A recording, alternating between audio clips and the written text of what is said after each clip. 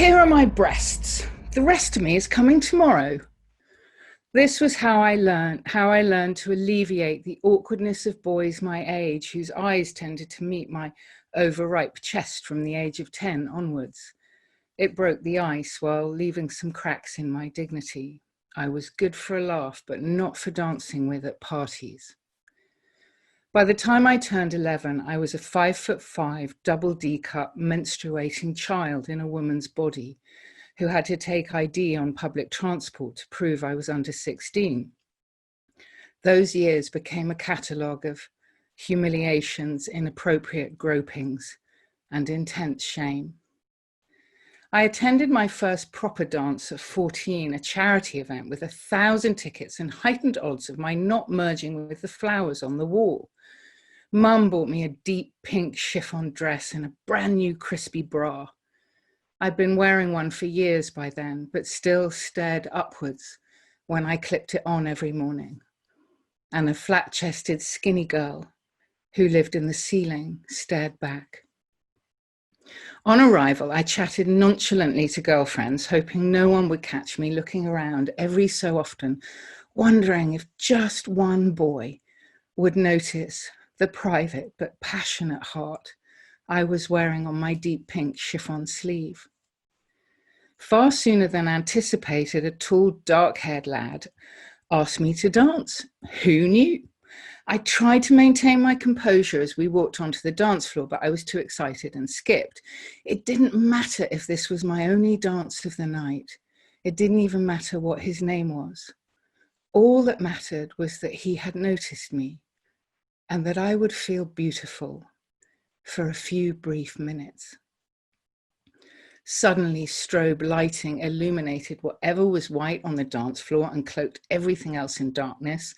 I felt brave being invisible, and I began to relax.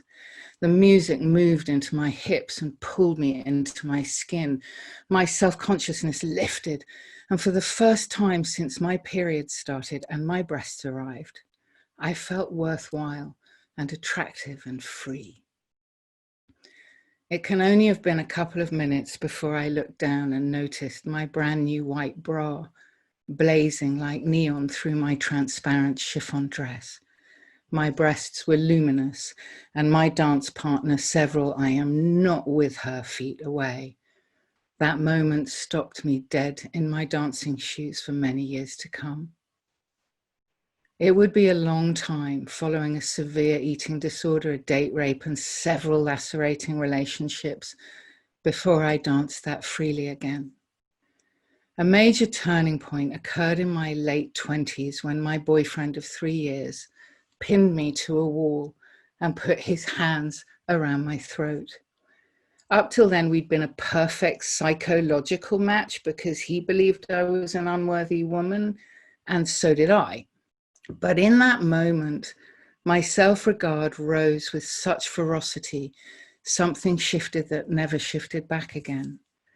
It didn't need to overreach by making me special or stunning or awesome, claims that usually indicate the absence, not the presence of self-worth. True self-worth is simpler and humbler than that. It says you are human, you matter, you're okay as you are, and you are beautiful to some. I called this non-judgment day. This shift carried me forwards until I met my person and danced with him in an abbey near Oxford during a time of uncontainable grief, snot, and vulnerability. By the time he told me, I don't know anyone whose beauty is more congruent with their soul, I realized that my hard-won authenticity and self-respect were what he had fallen in love with. I didn't need to look beautiful to be worthy.